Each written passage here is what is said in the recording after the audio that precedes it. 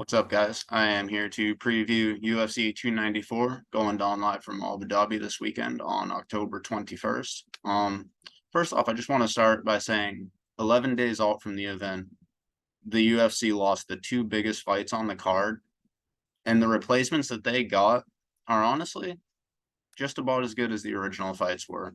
I'm very happy about that. Obviously, Paulo Costa had to pull out because he had to get surgery like a month ago.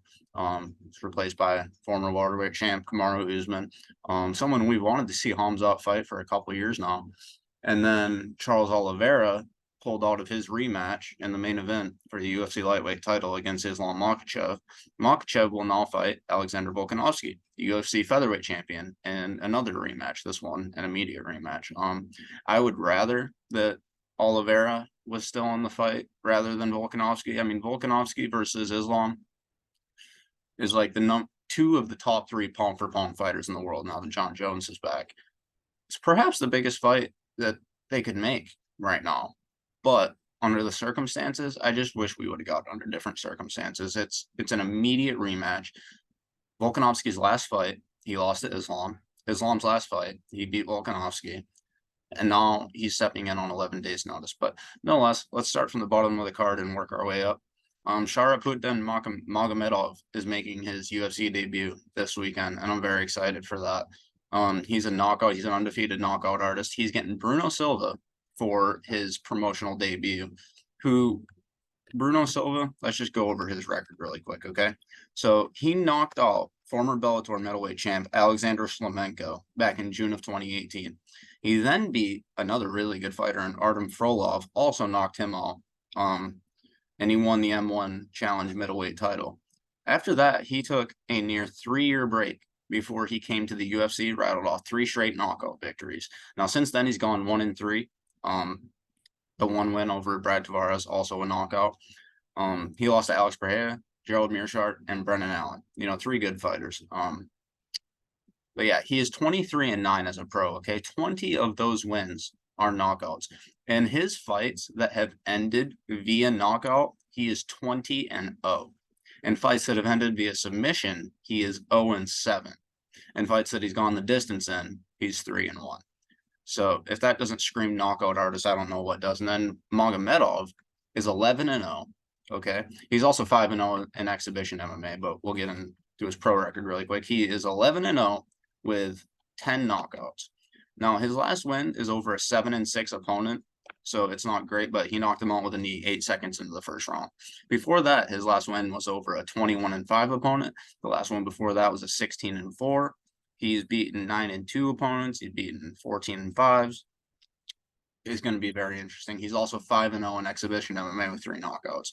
So I'm very, very excited to see what he brings to his UFC debut.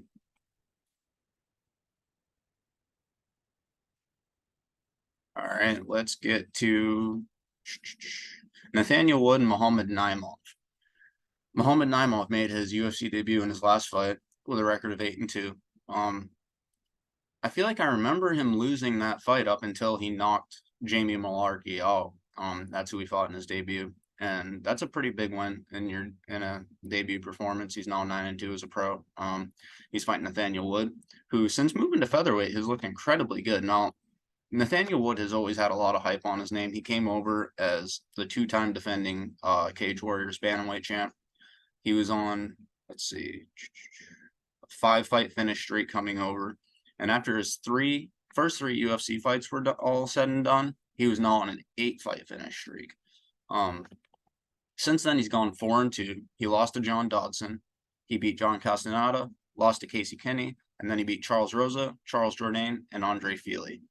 Now, his fight with Andre Fili is really good. If you haven't seen that fight, go back and watch it. You won't regret it.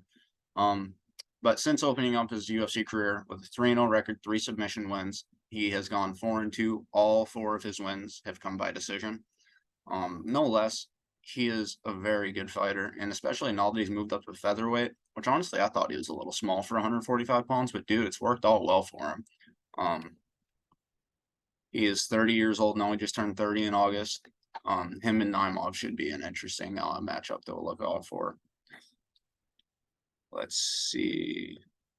couple others I could mention here. Abu Azaitar is coming back. He's fighting Cedric Dumas, or Cedric Dumas, rather. Yavid Basharat is fighting Victor Henry.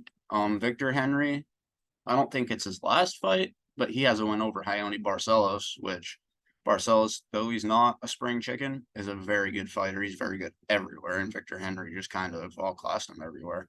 I'm pretty sure he's coming off a loss, but he doesn't have a Wikipedia page, and it would just take too long to fucking look everything up right now. But Yavid Basharat, 3-0 in the UFC, 14-0 as a pro. He came to the UFC, obviously, with an 11-0 record, and all 11 wins via finish. He's never picked up a finish inside the octagon. He has beat Trevin Jones, Tony Gravely, and Matias Macedona in his 3 UFC fights. So hopefully he can get his first finish here. He has a lot of hype behind his name. So does his brother Farad, but especially Yavid. Yavid Basharat is the real deal, man. He's 28 years old, and I don't know if he's ever going to win a belt in his future, but he's going to be a top 10 guy pretty soon, I believe. He's very good. Tim Elliott is facing Muhammad Makhachev in the preliminary main event. And man, what a fight this is going to be.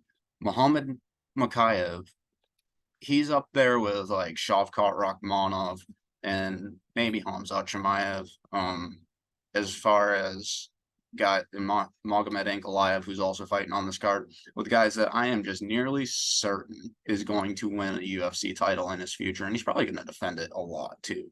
So Muhammad Makhachev is only 23 years old. He turned 23 in July. He got his background from freestyle wrestling. He's from Dagestan, Russia. He is 10-0 as a pro, and get this, a whopping 23-0 as an amateur. This guy is 33-0 with a no contest at 23 years old. How the fuck does he fight this often? How has he had that many fights? It's insane. It's almost like looking at Rod Tang, the guy that Demetrius Johnson fought in that mixed rules bout. He was only like 25, and he's had over 200 Muay Thai fights.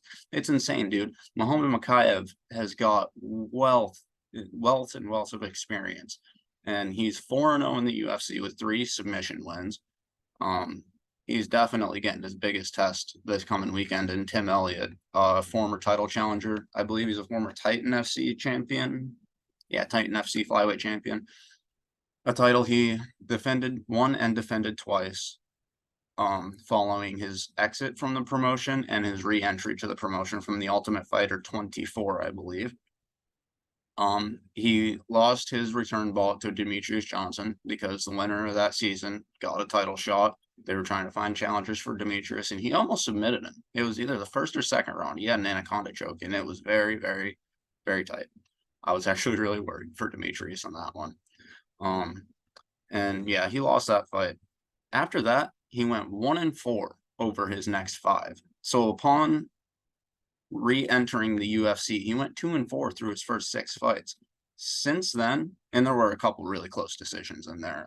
I'll say, like, he could have gotten the Askarov decision. I'm just gonna put that out there. Like, that was a very close fight, but as was his most recent loss. But he's 4-1 in his last 5 now. He's only lost to Matthias Nicolau, who is ranked at number 6 in the flyweight division. That was Elliott's last loss. He beat, after his 3-fight losing streak, to Davison Figueiredo, former champion, Askarov, who it's really too bad he's not still in the UFC because he would have probably challenged for the belt by now, and Brandon Royval, the guy who's fighting for the belt next. After that, he beat Ryan Benoit, Jordan Espinoza, lost to Nicolau, and a really razor-thin decision, even though it was unanimous. He could have easily gotten the nod in it. And then he beat Tagir Ulanbekov and Victor Altamirano. The Tiger Ulanbekov fight, he looked as good as ever. Now, if I remember right, he lost the 3rd round of that fight. Yeah, he did. 29-28 across the board. But the first 2 rounds of that fight, he looked incredible. Man, him and Muhammad Makhachev, that's going to be a good fight. I can't wait to see it. They're both such good grapplers. Now, Elliott's been submitted a few times before. Makhachev is proficient in submitting his opponents.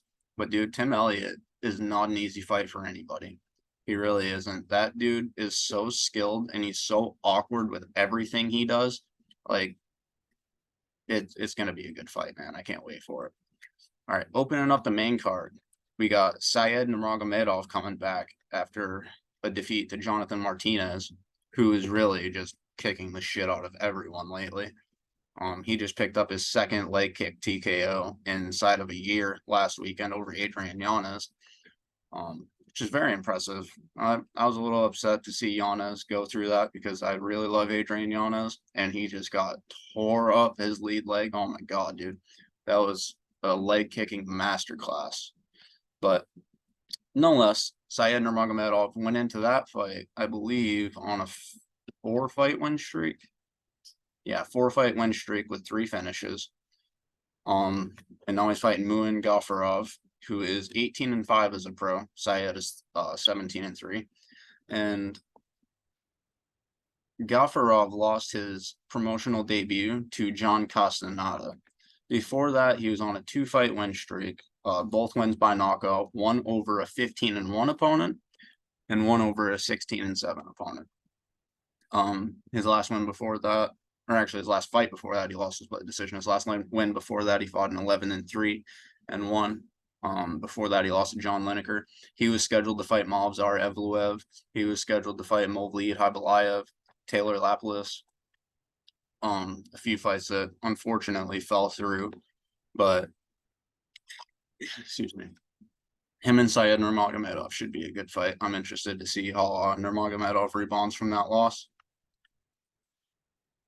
Our second fight on the main card, our first feature fight of the night, comes between Warley Alves and Ikram Aliskerov. Now, Aliskerov is a scary man. I'll say that. He's a 30-year-old Dagestani who is a multiple-time world champion in combat sambo. He's 14-1 as a pro, and his only loss is to Khamzat Chimaev, who beat him at Brave CF 23 back in 2019. He got knocked out midway through the first round by Chimaev, who was 4-0 at that time. So he KO'd an 8-0 stiff when he was only 4-0. If that don't tell you how much or why Khamzat had so much fucking hype coming to the UFC.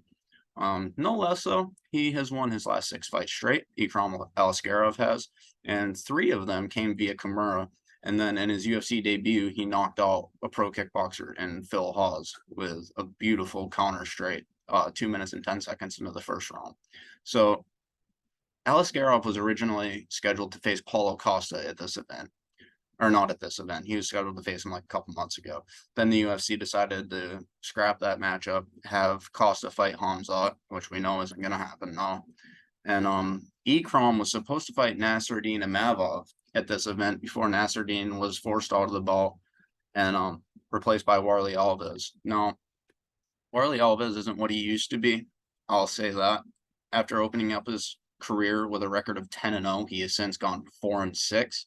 But I'll say this, in his 4 wins since, he's as dangerous as ever. He knocked out Sergio Moraes, who isn't great, but he's a good fighter. He knocked out Marnir Lazez, who is a kickboxing coach and a former kickboxer himself. Yeah, him and Ikram, even though it's not the best matchup the UFC could have made, but I'll say this. I mean, Warley Alves was the first guy to ever beat Colby Covington. He broke his rib with a body kick and then choked him out in like less than 2 minutes. That was his last win as an undefeated man. That's what improved him to 10-0. He's a dangerous guy, Warley Alves. He's a dangerous guy, especially on the feet. And he's got a really, really good guillotine. He's got a few guillotine wins. But yeah, him and Ikram should be interesting. I'm very much looking forward to seeing Ikram probably win again. The dude is very good. Maybe even he'll end up rematching Khamzat Chimaev at some point. That would be pretty cool. Then our feature fight of the night between Magomed Ankalaev and Johnny Walker. Now, I didn't really agree with Ankalaev taking any fight that wasn't for the belt. I still, almost a year later, after he fought Jan Blachowicz, I still believe he should be the UFC light heavyweight champion. No less. He's 31 years old, and as a light heavyweight, that's pretty young. So that's good. He's 18-1-1 as a pro. Okay. His only loss came in his UFC debut. He came to the UFC at 9-0. Um, he came to the UFC at 9-0, and he was absolutely mauling Paul Craig in his promotional debut. Up until Paul Craig wraps up a triangle choke with like 10 seconds left on the clock, literally, and gets the submission at 4:59 of round 3. He would be 19-0-1 if he had held on one more second. He'd be 19-0-1. He is a proficient knockout artist, though he has fought a little bit smarter lately, so he does have a few decisions in there. Well, let's look at his hit list since fighting Paul Craig. Marcin Pracino, knockout win. Klidson Abreu, decision win. Dalchi Lungambula, knockout win. Ion Kudelaba, back-to-back fights because the first one was stopped early, both first-round knockout wins. Nikita Krylov, who's really coming along lately, unanimous decision. Volkanovski, former title challenger, unanimous decision. Thiago Santos, former title challenger, unanimous decision. And then he stopped Anthony Smith in July of 2022, then battled former champion Blachowicz to a draw in December of last year. This is his first fight since then, like 11 months later almost. I'm so glad to see he's finally coming back because Magomed Ankalaev is for real, dude. I think he's going to be on top for a long time. And he's a number 2 ranked guy. I think he's the best wrestler at 205. He might be the best striker at 205, short of Alex Pereira. Maybe Yuri. Maybe Yuri's a little better of a striker than maybe Jamal Hill too. I don't know. He mixes it up better than just about anyone, though. Magomed Ankalaev is so skilled. He has had 20 pro fights, and he could arguably be 20-0 right now if he didn't tap to Paul Craig in the last second, of course. But for that to be your only loss, that's not too bad. Paul Craig also is the only guy to beat Jamal Hill, another former UFC light heavyweight champion. So there's not really much shame in that, especially considering how he looked through the whole fight. And then Johnny Walker, who's had a little bit of a resurgence as of late. No, he's ranked at number 7, and Ankalaev is really risking his number 2 spot against a very dangerous guy. Walker had more hype than anyone in the sport after his UFC debut, and then his 2 fights following. He just, dude, he knocked out Khalil Rountree in 1 minute and 57 seconds from the clinch with some nasty elbows to the temple. He then knocked out Justin Ledet with a spinning back fist and punches 15 seconds into the first round. And then he knocked out Misha Serkinov 38 seconds into round 1 with a flying knee. He had Conor McGregor like hype when he first came to the UFC. That third win improved him to 17-3 as a pro. He would go 1-4 over his next 5, however, getting knocked out in 2 of them. And since then, he has, like I said, had a little bit of a resurgence with a first-round submission over Ion Kudelaba, a first-round knockout over Paul Craig, and then a 3-round unanimous decision over Anthony Smith, who he actually showed that he can be patient and not just charge in. You know, he's a lanky guy, so he's finally starting to use his range. That improved him to 21-7. And yeah, I'm really excited to see him and Ankalaev because I think Ankalaev's going to win, but this could really be like a Gegard Mousasi versus Uriah Hall situation here, where Ankalaev just gets caught with something because Walker is that dangerous on the feet. Let's see. Of Johnny Walker's 21 wins, 16 come via knockout with 3 submissions. So he's finished 19 of his 21 wins. All right, let's get into the co-main event, shall we? Khamzat Chimaev and Kamaru Usman. Now, like I said, this is a fight that a lot of us wanted to see over the last couple of years when Usman was still champion. Usman made it to 15-0 through his first 15 UFC fights. He came over with a record of 5-1, and he improved to 20-1, which included 1, 2, 3, 4, 5 title defenses in the welterweight division. He absolutely mauled Tyron Woodley to win the belt. He beat Colby Covington in one of the best fights I've ever fucking seen in their first fight. He beat Jorge Masvidal. He beat Gilbert Burns, and then he beat Masvidal and Covington again. Before losing back-to-back fights to Leon Edwards. Now, Leon is someone that he beat previously, as I'm sure most of you know, if you're watching this. He was winning the first fight until he got knocked out in the final minute, and then he couldn't seem to get Leon down in the second fight and was picked apart. So coming in with a record of 20-3 against Hamzat, who is 12-0 and hasn't fought in, by the time this fight happens, he'll have not fought in over 13 months, which really sucks. We need to see him in there more. But this is going to be such an interesting fight. Like, I would rather he was fighting Paulo Costa still, because Paulo is a real middleweight that has performed at middleweight many times. But Usman, man, that's not a bad replacement at all. Like, we've all wanted to see Usman at 185 for some time now. Now that Israel Adesanya has taken an extended leave, he feels like he can do that and with a win get a title shot, which he probably will. Same with Hamzat. Man, this is going to be interesting. Usman is 36 years old at this point, and Hamzat is 29. He don't turn 30 until next May. So, Paulo Costa, or not Paulo Costa, Hamzat Chimaev, honestly, on the feet, to me, I think he fights a lot like Islam Makhachev. And on the ground, he fights like kind of like a mix between Islam and Habib, but with less reservation of his gas tank.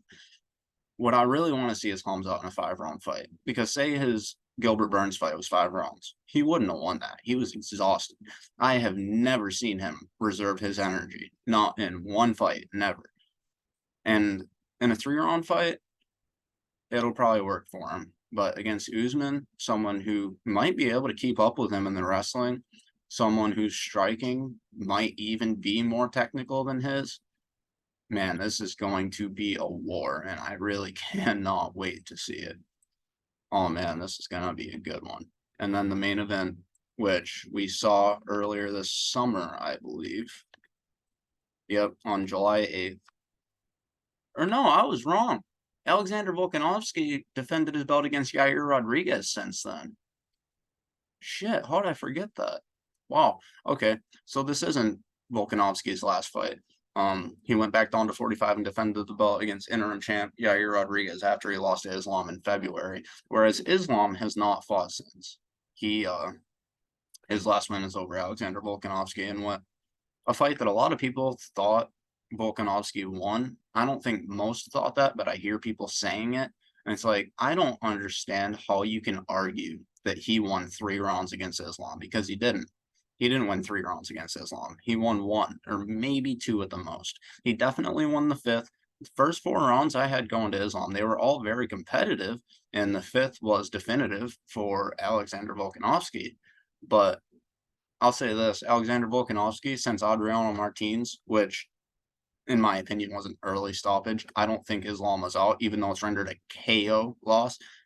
And he probably would have got finished anyway. That was an early stoppage. Okay. He's 24-1. His only loss was controversial, in my opinion. But since then, Alexander Volkanovski is the only guy that has been able to make him look human. He has absolutely mauled everyone. So Islam left the sport for a couple of years after beating Davy Hamosh in September of 2019. And he was a boring decision fighter at that time, to most. And since then, he had come back in 2021 and he's gone 6-0 with 5 finishes. Okay. The only guy he couldn't finish is Alexander Volkanovski. Now, I wish we were getting this fight under better circumstances, like I believe I previously mentioned. But, dude, 26-2 Volkanovski versus 24-1 Islam. It's the number 1 pound-for-pound fighter versus the number 2 pound-for-pound fighter. Or no, it's the number 2 pound-for-pound fighter versus the number 3. John Jones is number 1.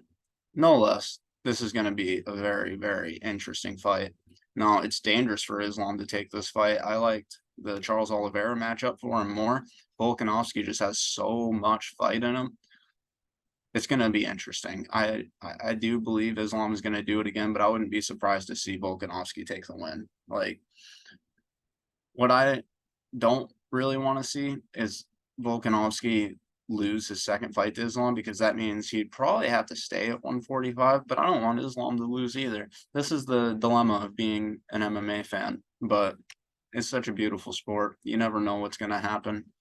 And, yeah, just remember this weekend, it's in Abu Dhabi. So the preliminary card starts at 10 a.m. Eastern time. and the pay-per-view starts at 2 p.m., I believe. Yeah, 2 p.m. Eastern time. So if you live on the West Coast, it's going to be 7 a.m. for the prelims and 10 a.m. for the main card, which kind of sucks, but at least I don't have to be up until 2 in the morning watching. That's nice.